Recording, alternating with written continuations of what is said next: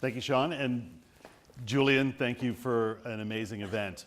When you do the kind of work that I do, there are few joys greater than seeing people stand in front of a room and give a great presentation. So I wanted to acknowledge this morning's contributors.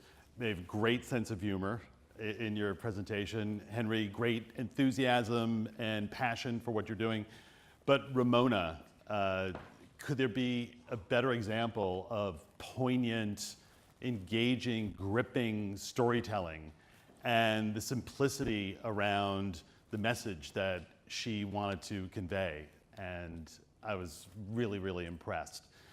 We all have to sit through presentations probably in our work, and this morning's speeches reminded me of something we tell our clients a lot. It could be the bane of your existence sitting through presentations, even though that's what we've been doing the last couple of days. A great exercise to do when you're watching somebody else is take out a pad or your Moleskine or your computer and make two columns. One column is for really new, innovative things that the presenter or the speaker is doing, things that you haven't seen in every presentation you've ever had to sit through. And then the other column, the right column on your page, should be for those presentation cliches, the ones that you hear over and over again that create this mind-numbing sameness. And what I want you to do is think about the original unique characteristic column and think to yourself, am I similar to that presenter? Is what he or she was doing something that I can incorporate, a technique or a style that I could borrow and road test it in the next time that I have to get up and present and speak? Try those out, but also look at the other column and ask yourself, am I doing those things that everybody else is doing? Because if everybody else is doing them, I don't want to be doing them. I want to sound original and I want to sound authentic. So that this morning's presentations definitely reminded me of that. Okay, so a question. What do Leonardo da Vinci, Mark Twain, Steve Jobs, and Albert Einstein have in common? Anybody want to take a crack at this? What their common mission was? One of them. Innovate, yes. But also, they were big champions of simplicity. Leonardo da Vinci said that simplicity was the ultimate form of sophistication. Mark Twain said, speak in short, simple sentences. Don't have flowery, overused language. Every product Steve Jobs oversaw was simple and intuitive. And Albert Einstein said that if you can't explain it simply enough, you don't understand it well enough. And in your communications with people, you should always be striving for simplicity. And we have found through our work that one of the biggest hurdles to clear is the use of synthetic language when we go out to speak. And the business world is absolutely full of it. And you should try to be avoiding it at all costs because it doesn't make you sound authoritative if you're using the same kind of empty calorie language that everybody else is using. And I think we've all heard the examples. How do people know you're a cliche expert? I walk the walk and talk the talk. Did incomprehensibility come naturally to you? I wasn't hardwired that way, but it became mission critical as I strategically focused on my go-forward plan. What did you do to develop this talent? It's not rocket science. It's not brain surgery. When you drill down to the granular level, it's just basic blocking and tackling. How do you know if you're successful in your work? At the end of the day, it's all about robust world-class language solutions. How do you stay ahead of others in the buzzword industry? Net, my value proposition is based on maximizing synergies and being first to market with a leveraged, value-added deliverable.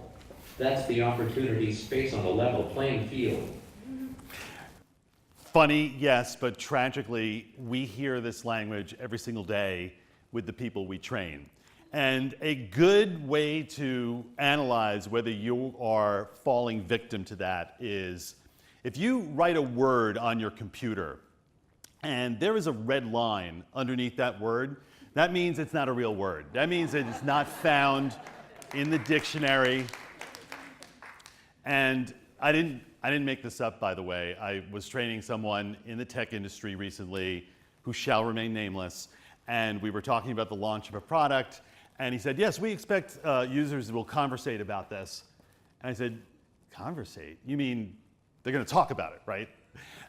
So, you know, I've heard people in the finance industry say, oh, we've diligenced that deal. Diligenced? When does a noun become a verb? It's this rampant propensity to just butcher the language. Keep it very, very simple. How you start any kind of external communication opportunity is critical. Oftentimes we hear, it's not about how you start, it's how you finish. And that advice may be true in real life, but not when it comes to communication. Because we are under such a time pressure. There's such a little window in which we have to make a good impression and for your audience to think, is this person worth listening to? Do their ideas have merit? In fact, it's just a few seconds. The first few words out of your mouth, I find most speakers and presenters leave to chance, and you don't want to do that. In fact, there are 5 words I want to make sure you never start any kind of presentation with. Here they are. And if you put them together, they might sound familiar. So I thought I'd just kind of quickly walk you through where we are right now. Does that sound familiar? In fact, so has become the ubiquitous first word. If it's not so, it's so is now the first thing out of people's mouths. I think, or I thought, is also conviction stripping. Just say it is. Don't equivocate. Just is also something that doesn't sound very special. If you were to say to somebody, oh, you have plans tonight? Yeah, no, I thought I'd just stay home and watch a movie. That doesn't sound terribly special, right? Just is one of those words that really undermines us. Kind of and its first cousin, sort of, are also, they're the filler du jour. We hear this all over the place now. And sometimes we'll even time people. We'll hear kind of or sort of maybe 7 or 8 times within the first minute of what they're saying.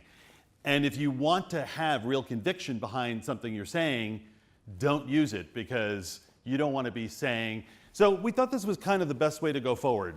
That doesn't sound like you really have your back in that. That sounds like you're already pulling some punches. And quickly is apologetic. It means, I know you're bored, so if I do this really quickly, you'll be bored for less time. Don't own the time that you have in front of people and don't apologize. In fact, we all often hear other forms of apology where the minute you start pitching an idea, you're already putting it through some kind of negative lens and giving the recipient of this information the opportunity to see it in not a positive light. It's always, always good. You're always projecting success. This is an example of a great beginning. This is one of my new favorite public speakers. His name is Jeffrey Canada. And in the US, he is an education advocate and expert. I'm a little nervous because my wife, Yvonne, said to me, she said, Jeff, you watch the TED Talks? I said, yes, honey, I love TED Talks. She said, you know they're like really smart, talented. I said, I know. She said, they don't want like the angry black man. So I said, no, I'm gonna be good, honey, I'm gonna be good, I am, but I am angry. And the last time I looked,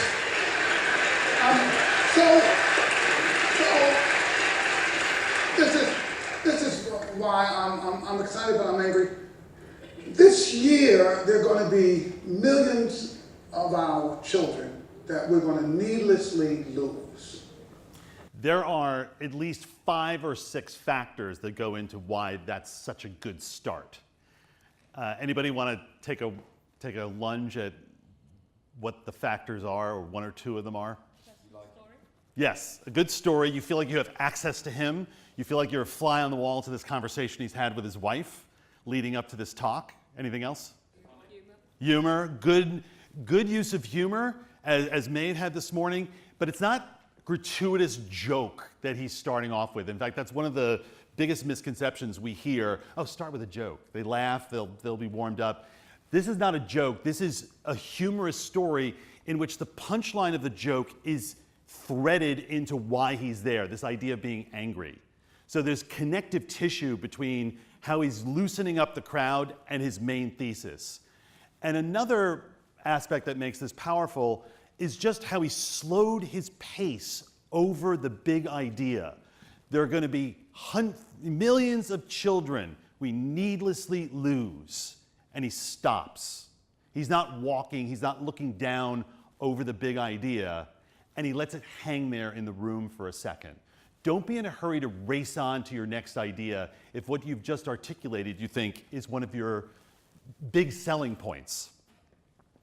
Yesterday, Gary was, in fact, Paul Holmes yesterday was terrific in terms of talking about how powerful it is to be a storyteller.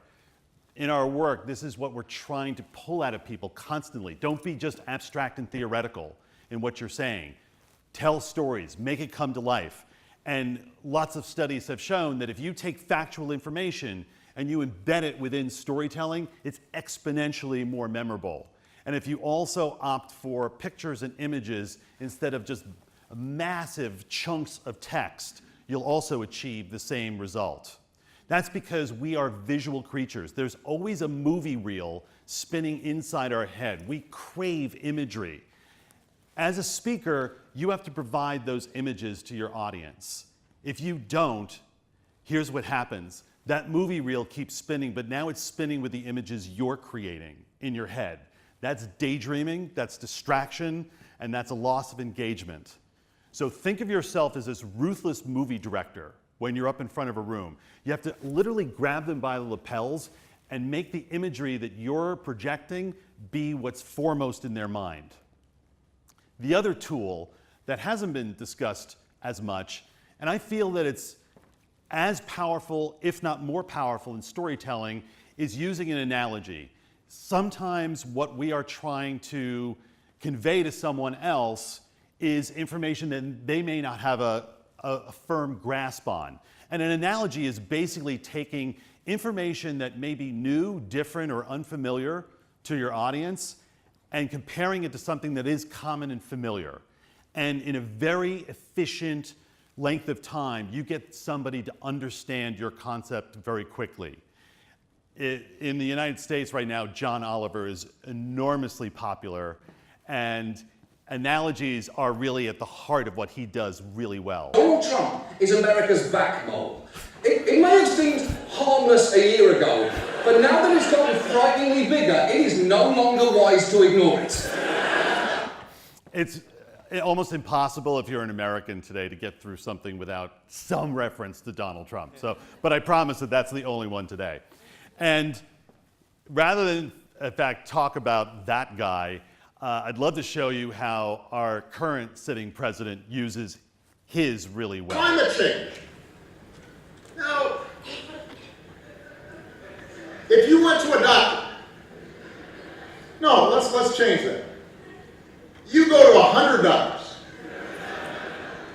and 99 of them tell you you've got diabetes.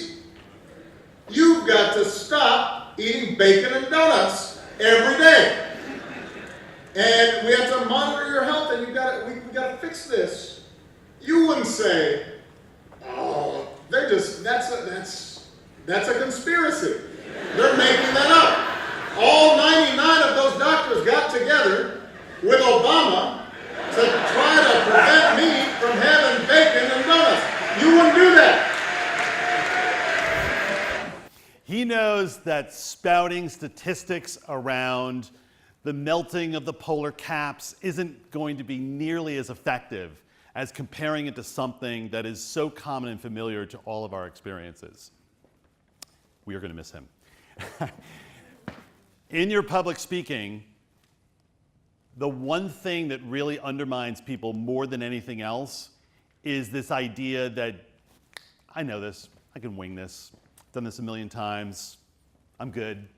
And shirking the rehearsal, shirking the practice.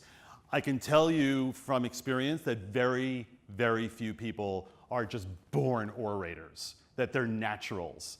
That almost doesn't exist. The people who you may see TED Talks from and admire as business leaders who are really good, they work at it incessantly, and they challenge themselves to be better all the time. This is the problem with public speaking. The better you get at it, the more likely you might be tempted to just slough off the prep. Don't do that. If you do, you might have what we call a Michael Scott moment. This is a clip from the American version of The Office. David, here it is. My philosophy is basically this, and this is something that I live by, and I always have, and I always will. Don't ever, for any reason, do anything to anyone, for any reason, ever, no matter what, no matter where, or who you were with, or where you are going, or where you've been, ever, for any reason whatsoever. Sometimes I'll start a sentence, and I don't even know where it's going. Just something find it along the way, like an improv conversation. And I think that that is a scary thing when you don't know what the destination is of the point you're trying to make. If you were to whiteboard the Michael Scott syndrome, it would look something like this. Usually when we tell a story or we want to make a point, it has some beginning, middle, and end to it. And I find most of us are pretty good about getting out of the starting blocks and maybe driving to the crux of what we want to say. And then something really funky happens trying to wrap this thing up. We just start getting really long and very verbose, and that's where bad things happen, when we start a lot of winging it and ad-libbing and repeating ourselves. So here's the discipline I'd like you to try to embrace. From the moment you open your mouth to start talking, I would like you to have a general idea where this is ending up. I'd like you to have some vision of the finish line. And I don't mean that in terms of a scripted, memorized, verbatim text. I mean, what's the point I'm trying to make here? And how can I support this point? How can I bring this point to life with some form of illustration? Most people do not appreciate that more is not more. You want to be able to figure out how to say this concisely. A couple years ago, I wrote a book, and brevity was one of the points that I was trying to make in these 7 principles of persuasion. And one of the principles was something I called the pasta sauce principle. And how many of you cook here? You know, you put a pot of, my Italian grandmother probably would have called it gravy, but we call it sauce. And you put a pot of sauce on the stove, and if you cook that thing down for a couple of hours, you may wind up reducing the volume of it by about 50%. And what you get is something dynamic and flavorful and memorable. Cooking is a lot like talking. If you put the time in to boil down your message, curate it down to its simplest form, that's going to be more memorable. Adding more and more words and more information to your presentation, it would be like pouring a quart of water into that sauce. It would probably make it bland and forgettable. It's time-consuming, though. Going back to Mark Twain, great quote of Mark Twain is, yeah, I didn't have time to write you a short letter, so I wrote you a long one. And there's a lot of truth to that. Being brief takes time and it takes work. So when we think about executive presence, one of the big things that undermines people is filler language. How many of you feel like you suffer from having filler words creep into your vocabulary? It's something that I think a lot of people grapple with. And these are the familiar ones. We talked about sort of and kind of already. We have a client next week, and it's this really well-positioned hedge fund in the United States, and we get this memo, this email yesterday, and what did they say that they'd really like us to accomplish? Can you get us to stop saying like?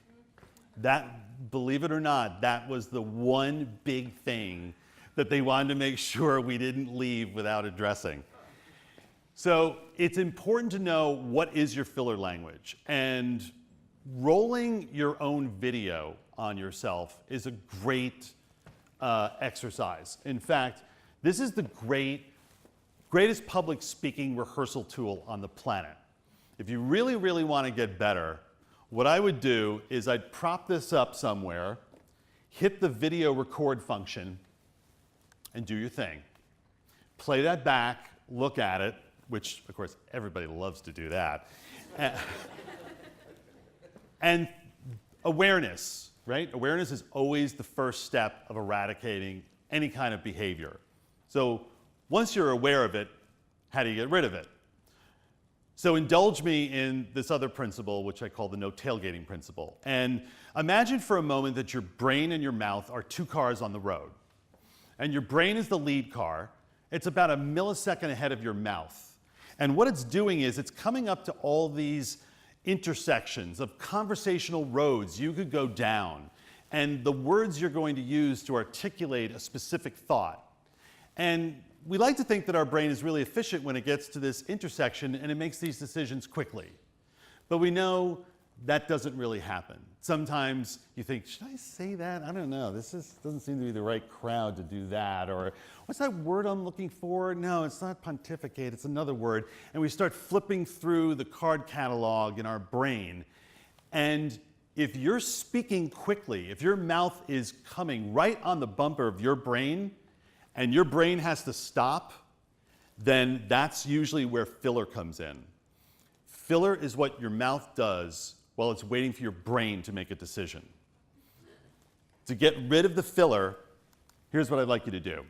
I'd like you to basically build the equivalent of a safe car length distance between your mouth and your brain.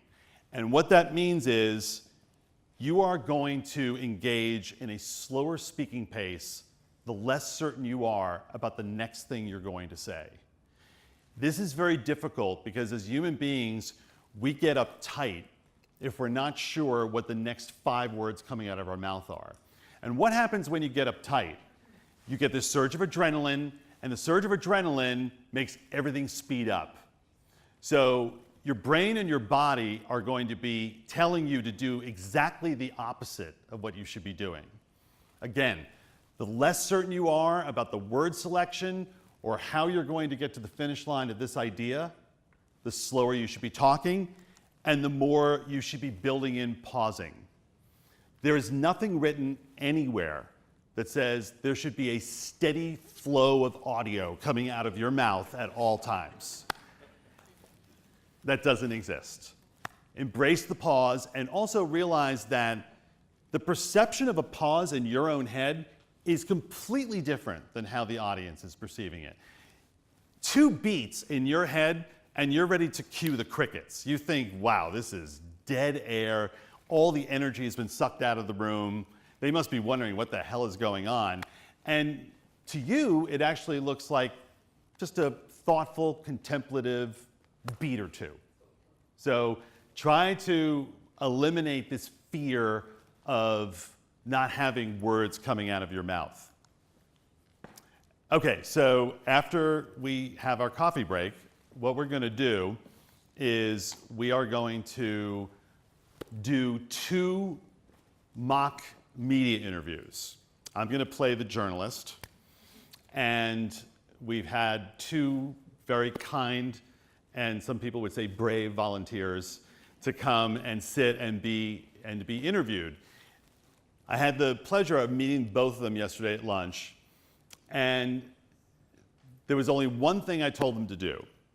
Take out a piece of paper and write down what it is that you want me to come away thinking is your big idea, is your main message, the main point that as a journalist you would want me zeroing in on. Write it down on a piece of paper and don't tell me what it is. Because I, as an interviewer, don't want to know whether I'm making it difficult for them gratuitously or whether I'm teeing it up for them to be able to get to it easily. And then what we're going to do after that is we're going to hear from them what their big idea is and see if they were able to make that the focal point of the interview. I'd love to take like a question or 2 if we have time. We have like Okay.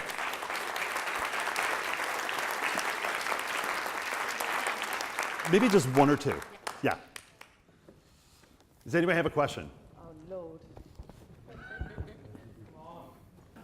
Thanks very much. I noticed you use your hands and your arms an awful lot to emphasize your statements very well. I once did a public speaking course, and they said, don't use this one.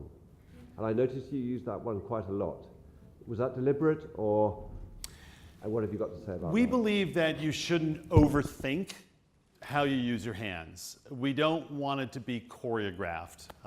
You should never do, I think you should, we don't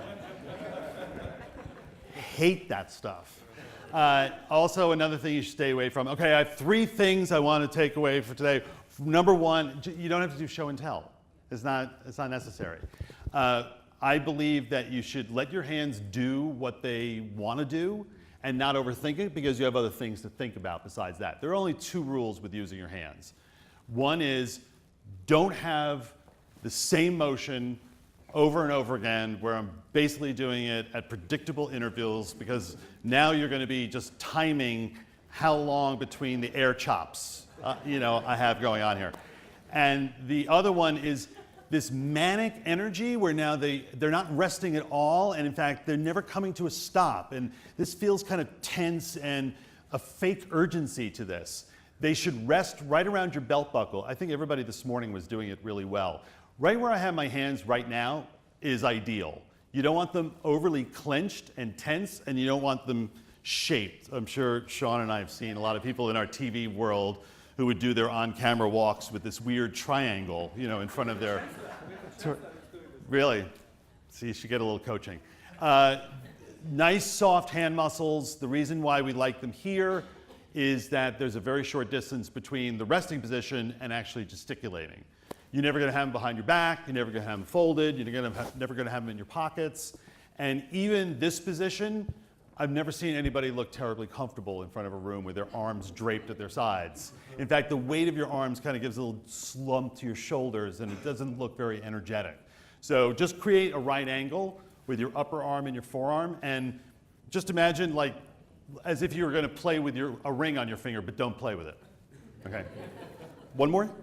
Okay. Yeah. Just. Never speak from the podium, if you can, unless your laptop's there. Okay. Okay, I'm so sorry. Can you ask your question during the break to Bill? Much as we would love to stay and ask questions. Bill, thank you very much indeed.